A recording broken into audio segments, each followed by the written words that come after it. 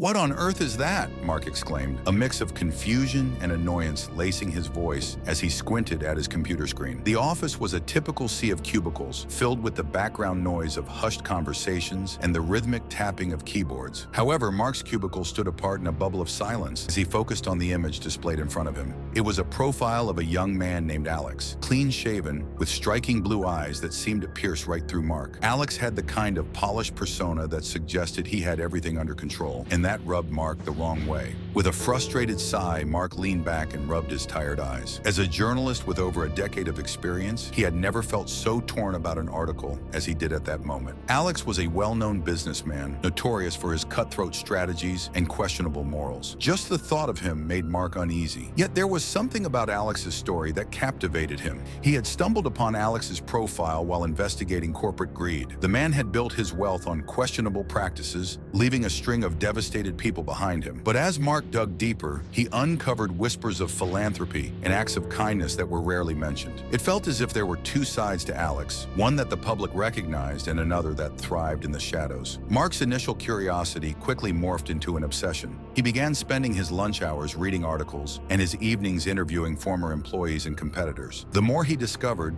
the more complex Alex's persona became. Yes, he was a tough player in the business world, but he also provided scholarships for underserved students, donated millions to environmental efforts, and was rumored to have helped a few struggling businesses without expecting anything in return. Eventually, Mark managed to secure a meeting with Alex. The office was sleek and modern, radiating success and power. But when Alex entered, he was not what Mark had anticipated. He exuded a friendly and disarming demeanor that didn't align with the hard-nosed image Mark had built up in his mind. "So what can I do for you?" Alex asked, his smile warm, yet not completely reaching his eyes. Taking a deep breath, Mark began his carefully crafted pitch. "Mr. Castellanos, I'm writing an article about the human aspect of business. I know you're busy, but I've heard about some of your lesser-known charitable efforts, and I'd like to share those stories." Alex leaned back, steepling his fingers beneath his chin. For a moment, Mark feared he would be dismissed. But then, Alex's expression softened. "You want to portray me as a saint, Mr. Taylor?" His tone was cool but not unfriendly. "No,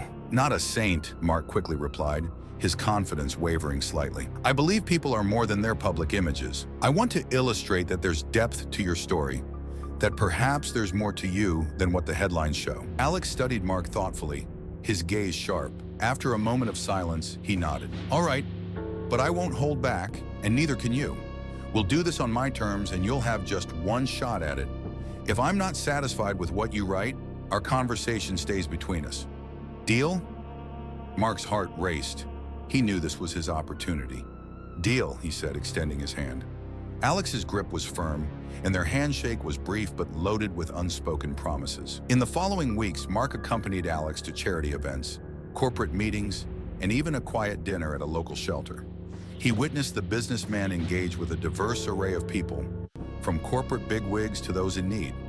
It was both unsettling and intriguing how effortlessly Alex shifted from a tough executive to a compassionate philanthropist, never missing a beat. The interviews became a delicate dance of probing questions and calculated responses. While Alex never flat out lied, he skillfully danced around the truth. Mark felt as though he was peeling back the layers of an onion, each one revealing a new, intricate side of Alex's personality. But he still couldn't quite grasp the essence of who he really was.